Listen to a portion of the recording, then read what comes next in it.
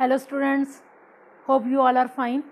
Let us move towards our third chapter of the microeconomics, consumers equilibrium, utility analysis. Consumer is the king of the market. Whatever is asked by consumer, the producer always produce only those goods which are highly demanded by the consumers. He is the very first agent of the market. Consumer है तो चीज़ की demand है, तभी producer जो है वो production करते हैं. Who is consumer? Consumer who wants to get maximum satisfaction, who wants to get maximum satisfaction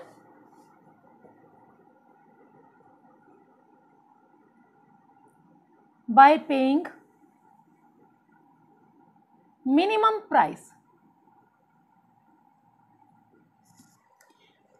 Consumer is always called a rational person who know how much he has to consume and what the price he has to pay. So for the fuller satisfaction of the needs, he always wants to pay minimum price to get maximum satisfaction.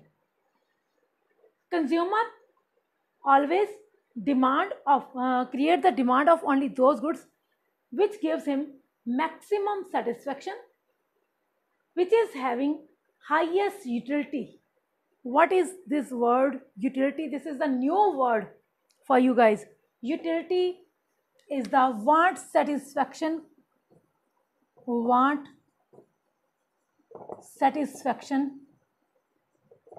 capacity of a commodity, of a good. Utility, you can say the importance of the commodity. How much the importance of commodity is for you. जितनी किसी चीज़ की बेटा utility यानी कि importance ज़्यादा होगी, आप उस चीज़ की डिमांड उतनी ज़्यादा करोगे. जैसे आप लोगों को बहुत ज़्यादा भूख लगी है तो नेचुरली आप खाने की डिमांड करोगे, और खाना जो है इस टाइम पे the utility in your meal is highest, क्योंकि आप लोग उस चीज़ की डिमांड इसीलिए कर रहे हो ताकि आप लोगों की भूख जो है वो शांत हो सके. प्यास लगी है बहुत ज़्यादा, to quench your thirst you will ask for the water, because at that time water is having utility, water is having want satisfaction power. Utility is that commodity, capacity of the commodity for which you want to purchase that commodity. Utility is that capacity of the commodity for which you want to pay for that commodity. आप लोग market में जब भी किसी चीज़ को purchase करने के लिए जाते हो, इसीलिए परचेज़ करने के लिए जाते हैं ना क्योंकि उस चीज़ में आप लोगों की वांट सेटिस्फेक्शन पावर है. आप लोग मार्केट में बहुत सी चीज़ें खरीदने के लिए जाते हो, आपके पास पैसे हैं, बट आप अपने पैसे को उसी चीज़ पे सबसे पहले खर्च करोगे जिसकी आपको सबसे ज़्यादा ज़रूरत है. It means that commodity is having highest utility. Utility can be measured. How it can be measured? Utility can be measured. देखो आप लोगों को किसी चीज़ की ज़रूरत है, उसे हम कैसे मेज़र कर सकते हैं? उससे मापने के लिए, मेज़र करने के लिए दो मेथड्स आप यूज़ करोगे. Number 1, in the terms of money sacrificed. आप जिस चीज़ के लिए जितने ज़्यादा पैसे देने के लिए तैयार हो, इसका मतलब उस चीज़ की यूटिलिटी उतनी ही ज़्यादा है. और जिस चीज़ के लिए आप ज़्यादा पैसे खर्चने के लिए तैयार हो, इट मीन्स वो चीज़ आपके लिए ज़्यादा इम्पॉर्टेंट है.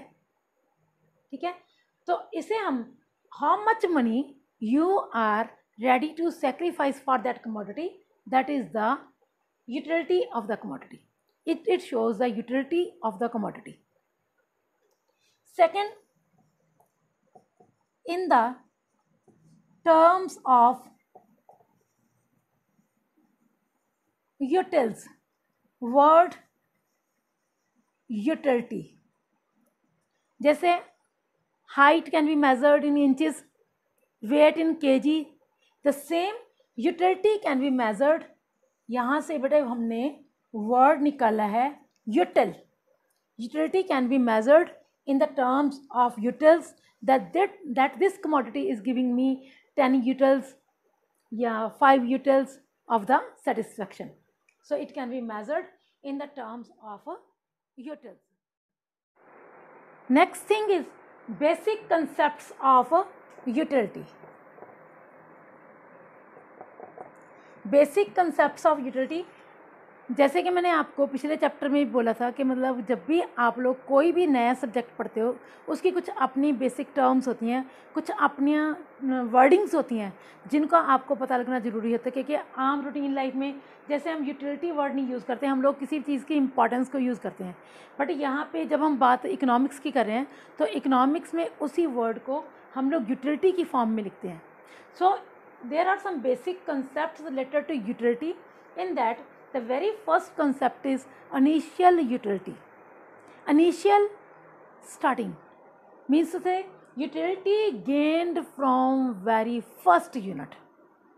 यूटिलिटी, जैसे आप लोग जैसे खाना खाने बैठते हैं, आपको बहुत ज़्यादा भूख लगी है, आप खाना खाने के लिए बैठते हो, तो जो पहली रोटी से आपको यूटिलिटी मिलेगी that is your initial utility. So utility gained from very first unit is known as initial utility. इसके साथ बेटे हम इसको एक्सप्लेन करने के लिए शेड्यूल भी तैयार करेंगे. यहाँ ले लो units 1, 2, 3, 4, 5, 6, 7. Second is total utility. Total utility is utility gained from all the units consumed. आपने सपोज कर लो पहला यूनिट खाया तो उससे यूटिलिटी मिली आप लोगों को 10 utils, right. From second यूटिल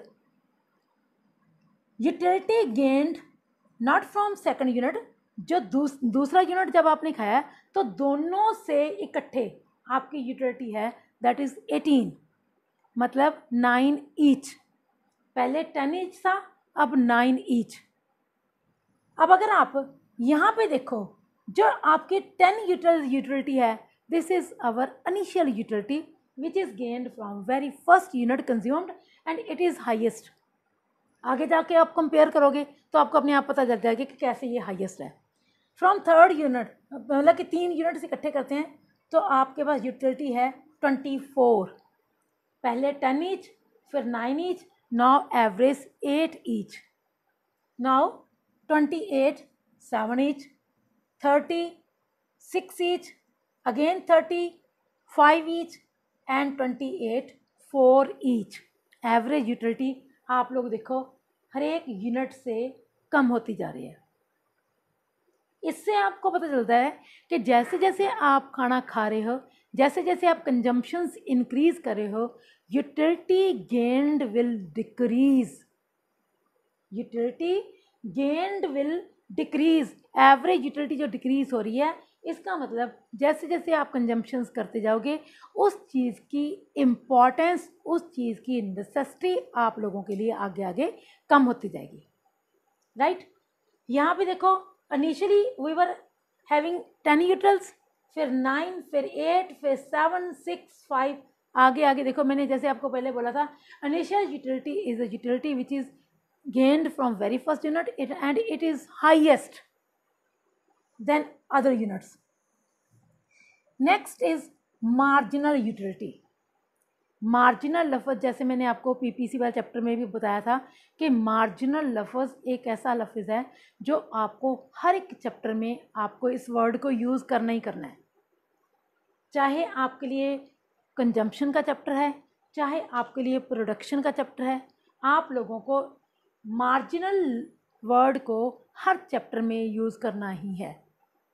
marginal utility that is total utility of n periods minus total utility of n-1 period.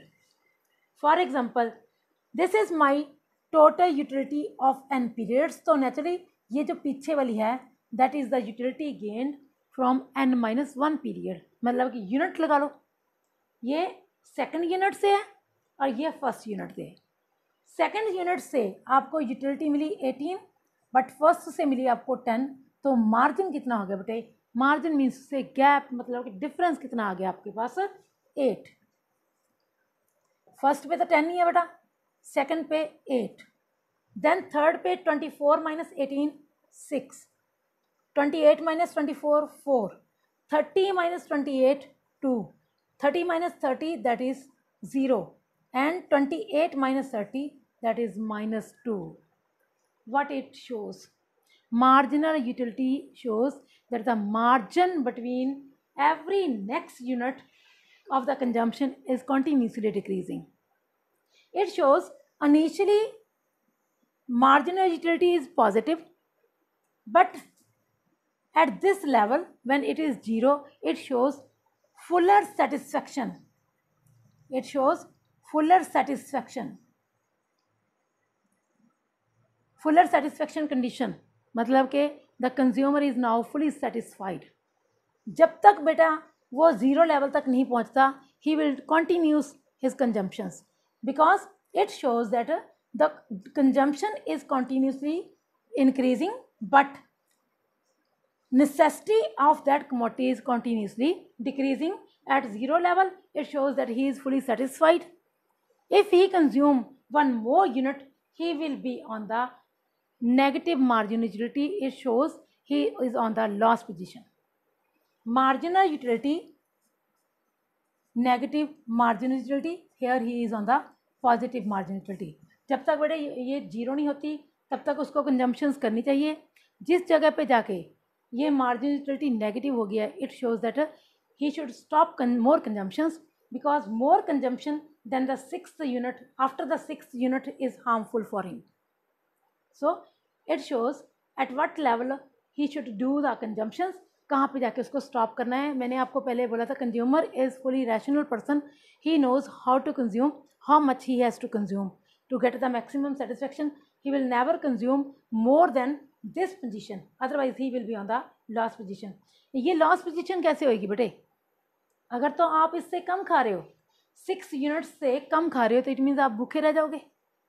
अगर आप 7th यूनिट खाओगे तो that will be the over eating which is harmful for the consumer. Our next topic is a relationship between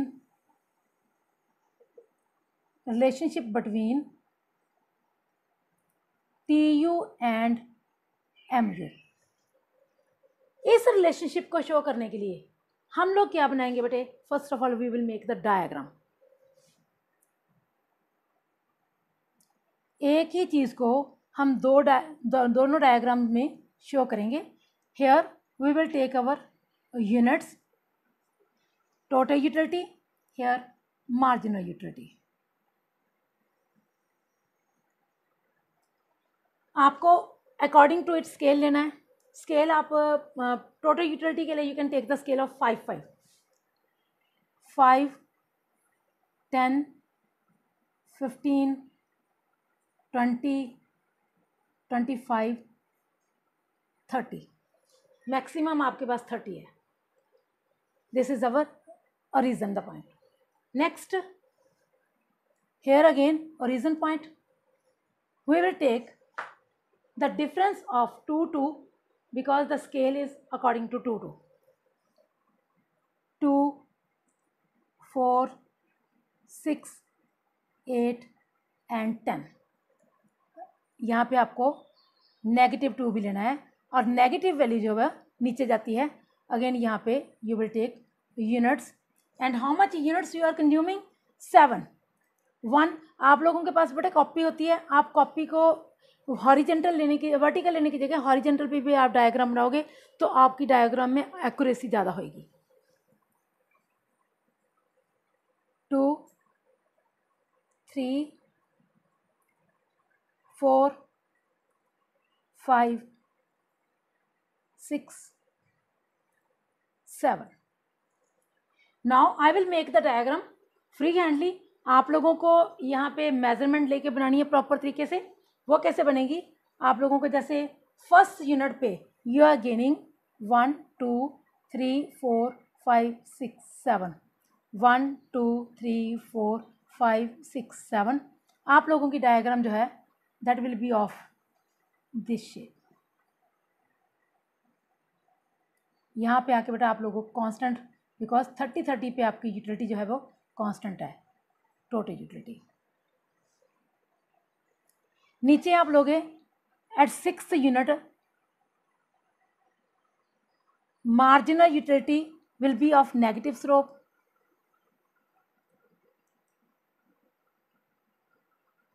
This is our marginal utility. Here positive marginal utility, zero marginal utility and negative marginal utility. These are the three conditions on the diagram. Now if we are talking about the relationship when total utility is increasing at decreasing rate, ये हम लोग यहाँ पे साथ में लिख देते हैं।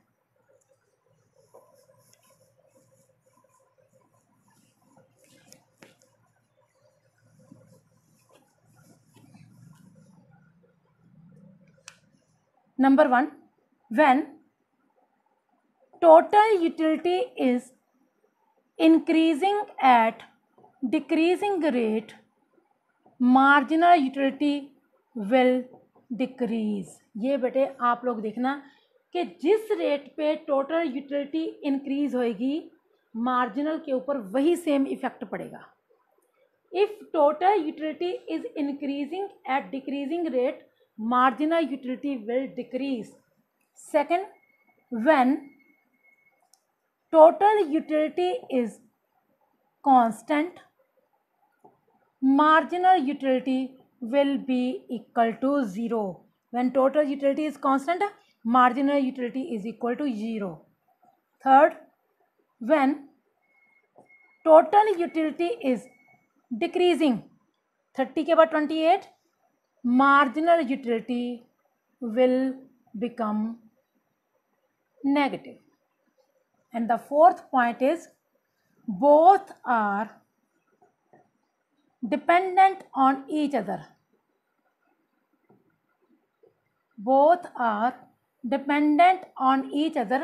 यहाँ पे बेटे आप फॉर्मूला यूज़ कर सकते हो, क्योंकि मार्जिनल यूटिलिटी आपने कहाँ से निकाली है? Marginal utility is equal to total utility of n periods minus total utility of n minus 1 period.